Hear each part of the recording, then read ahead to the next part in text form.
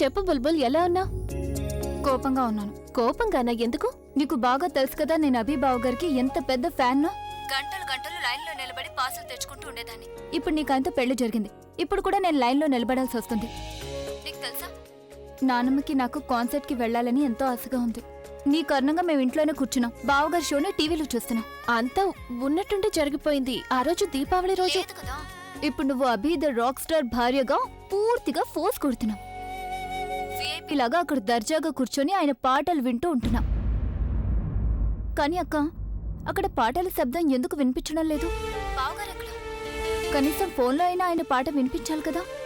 లేదు బుల్బుల్, నేను కాన్సర్ట్లో కాదు, ఇంట్లో ఉన్నాను. ఎందుకు? నువ్వు ఇంట్లో ఎందుకున్నావు? అర్థమైంది, నీకు ఈ రాక్ ఇంకా పాప్ మ్యూజిక్ ఇష్టం లేదు, అందుకేనా? కానీ నువ్వు తన్ని ఇష్టపడే విధం చూస్తుంటే ఐఎమ్ షూర్ తన పాటలు కూడా నీకు త్వరలోనే నచ్చుతాయి. యాక్చువల్లీ బావగారి కంటే ఆయన పాటలే బాగుంటాయి, అవునా? లేదు, ఆయన పాటల కంటే ఆయన చాలా మంచివారు. నాకు ఆయన రాసే పాటలు అర్థం కాకపోవచ్చు, కానీ ఆయన మనసులో ఉన్న ప్రతి విషయం నాకు అర్థమవుతుంది. ఓహో, పొగుడుతున్నావు.